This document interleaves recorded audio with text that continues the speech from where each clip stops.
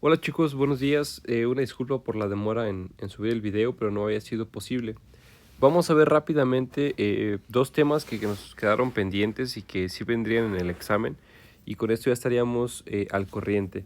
Es esta parte que estamos viendo acá de la división de la libertad, y aquí enseguida una cuestión que tiene que ver con las normas. Entonces recuerden que esto tiene que estar en su cuaderno y sería parte de lo que estarían subiendo eh, dentro de los apuntes de esta semana.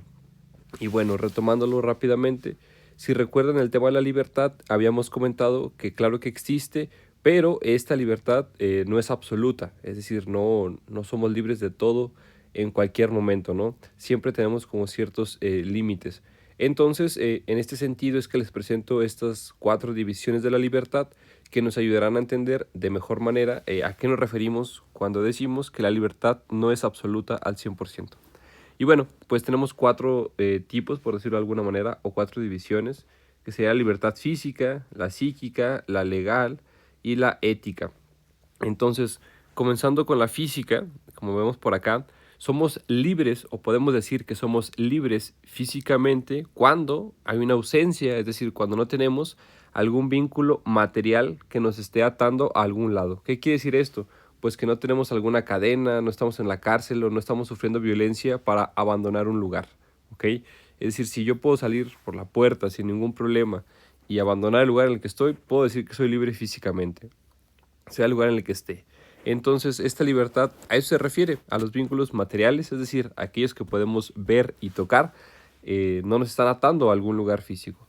Después tenemos la libertad psíquica o psicológica o también mental, por decirlo de una palabra más simple, y esta libertad se refiere a básicamente lo que está ahí lo podemos resumir en la capacidad de imaginación de cada uno o cada una de nosotros, es decir, lo que internamente hemos elegido. Ojo, independientemente de que, como dice por acá, no se pueda ejecutar al 100% lo que yo estoy imaginando, pero al menos, perdón, libremente puedo imaginar cualquier escenario, prácticamente cualquier escenario.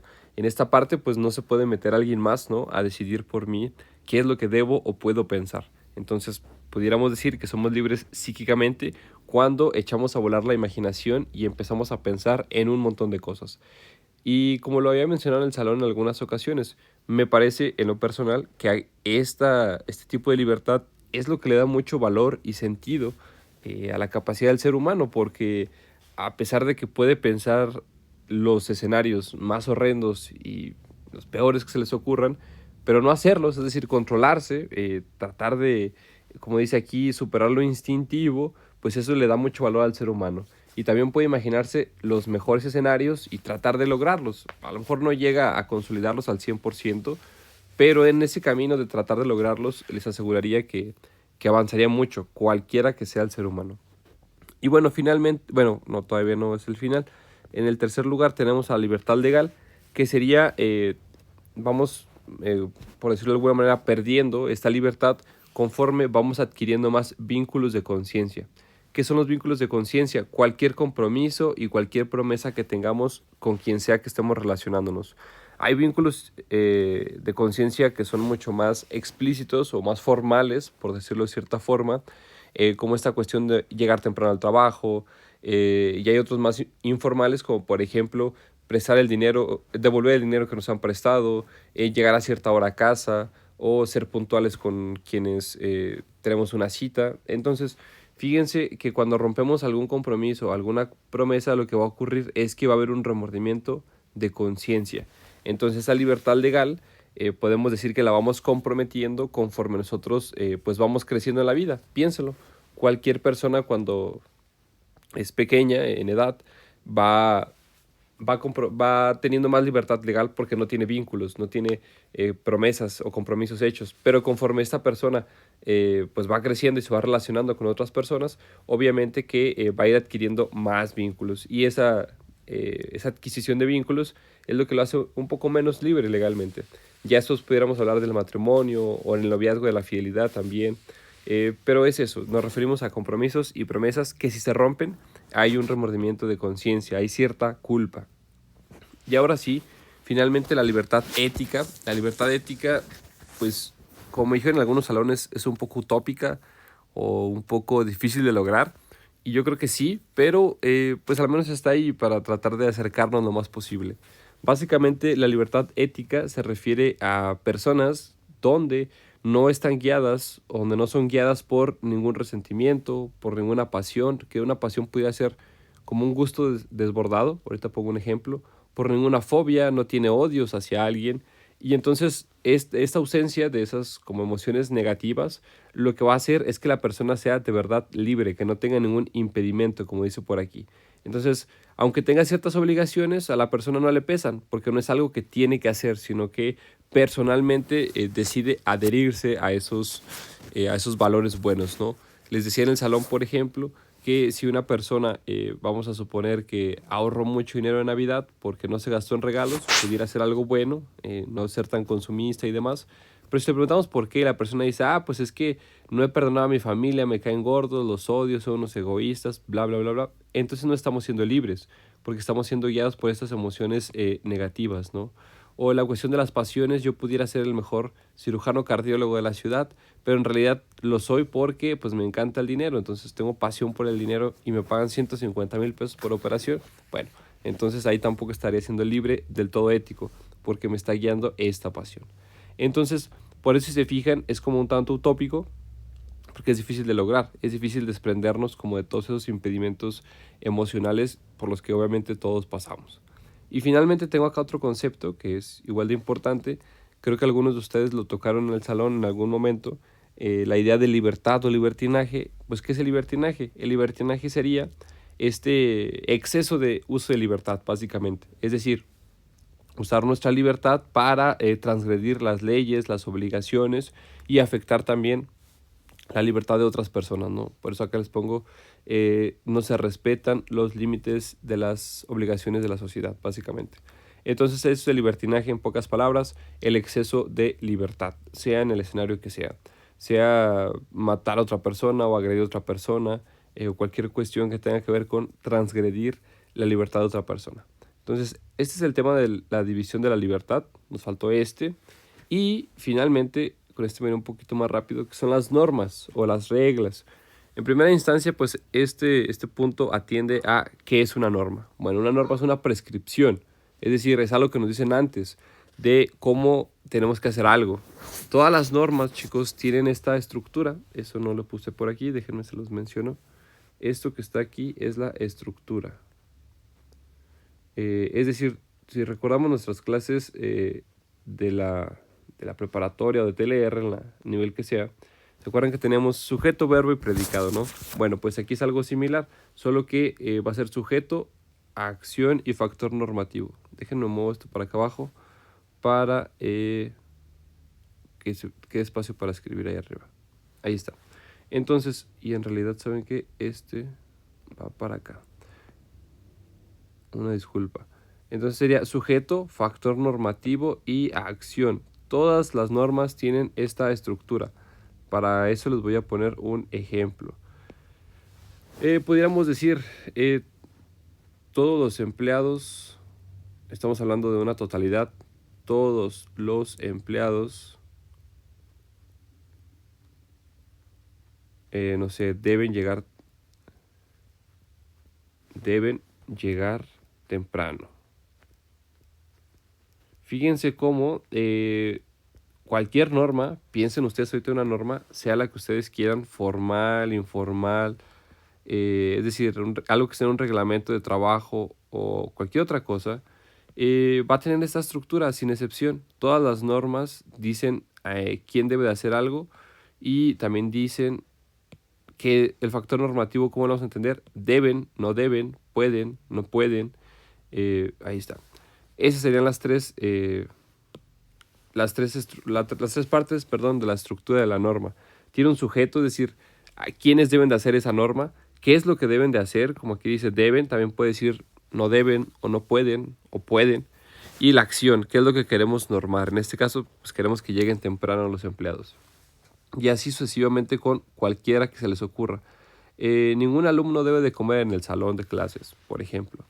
O todos los empleados pueden pasar a su hora de comida después de las 10 de la mañana. Entonces, esa es la idea con la estructura de la norma.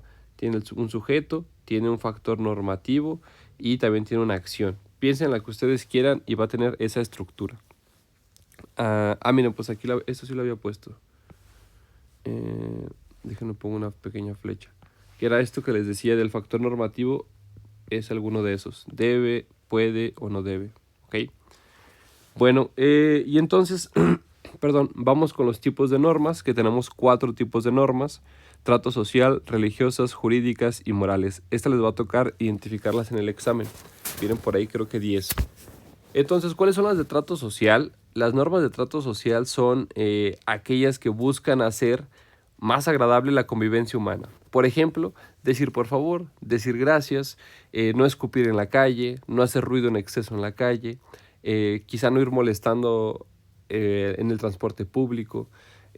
Por ejemplo, estas personas que luego traen como que su bocina a todo volumen en un transporte público estarían rompiendo una norma de trato social, por ejemplo. Pero todas aquellas que busquen que convivamos mejor, ¿ok?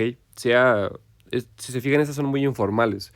Quizá no hay una penalización directa, no hay una multa, pero pues sabemos que quizá no es lo correcto. Después, las religiosas pues tienen que ver con las relaciones que tenemos entre los hombres o los seres humanos y Dios, sea el Dios que sea, ¿no? Los musulmanes tienen sus propias reglas, los católicos tenemos otras por acá, pero fíjense cómo siempre hay como una cierta normatividad, ¿no? Por ejemplo, ahora que está cerca la Semana Santa, no se puede comer carne ciertos días, usualmente se come pescados, porque eso, el ayuno tiene que ver con la idea de salvación. Bueno, todo eso es una norma religiosa. Fíjense cómo no es igual a la de trato social. La de trato social busca la convivencia humana independientemente de la religión. Después las jurídicas, que estas sí serían las que están en la Constitución, las que son una ley formal y que si las faltamos, pues vamos a tener o una multa o ir hasta la cárcel, ¿no? Y pues bueno, creo que en estas no habrá mayor explicación, es relativamente sencillo entenderlas. Y estas sí están un poco más complejas, las morales. ¿Por qué? Las morales, fíjense lo que buscan proteger: la dignidad de las personas. ¿Qué es la dignidad? Ese pudiera ser un concepto problemático o difícil de entender más bien.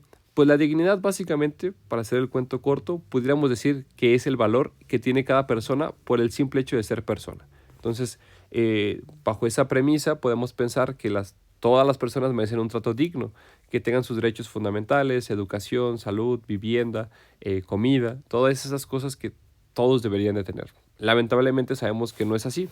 O también pudiera ser cuando una persona viola la intimidad de otra o la privacidad de otra, ahí se pudiera romper una norma moral.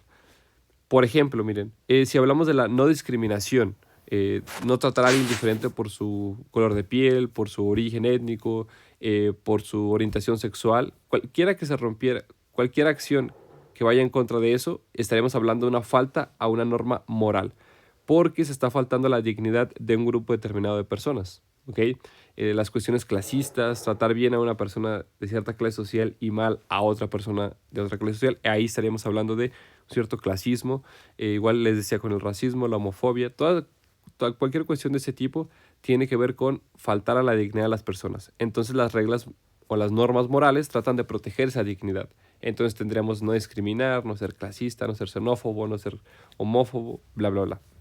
Ahora, como seguramente lo puedan pensar ustedes, hay normas que son de varios tipos. Por ejemplo, lo decían en otros salones, esta cuestión de que ahora es un problema más grande, la cuestión de que antes era muy común, o pues, creo que por ese reglamento, que ahora se llama la ley violeta, ¿no? Que tiene que ver con si una persona comparte un conjunto de fotografías o videos íntimos de otra persona, puede ser metida a la cárcel. Entonces, bajo ese ejemplo, fíjense cómo esa norma moral busca proteger la dignidad de la persona que está en el video, y aparte ya es una cuestión de una ley, es decir, pudiera ser de los dos tipos, ¿ok? Y así pudiéramos encontrar diferentes ejemplos. En el examen, les digo, viene como hagan de cuenta que viene una tablita así, vienen, les digo que como bueno, no, perdón, como 10 normas, y ustedes tienen que ponerme, pues, si es de trato social, si es religiosa, si es jurídica o si es moral. Hay algunas, por ejemplo, esta que les digo de la ley violeta, Perdón, o vamos a poner compartir fotos íntimas. Así rápidamente, compartir fotos. Esta sería, dijimos, jurídica y moral, porque busca proteger la dignidad y busca proteger la justicia a través de la ley. Si habláramos, por ejemplo, de guardar ayuno ciertos días, ayuno religioso o ayuno en Semana Santa, pues estaremos hablando de una regla religiosa. Eso es lo que ustedes estarán haciendo en el examen. Identificar los diferentes ejemplos. Entonces, espero haber sido de ayuda y no revolverlos mucho. Una disculpa por la tardanza en subirlo. Y pues bueno, acuérdense que la actividad será subir los apuntes, ahí ya lo verán en Teams, incluidos estos y los que hemos visto por ahí en el salón en las últimas clases. Es que tengan un buen día, nos vemos el martes, buen puente, bye.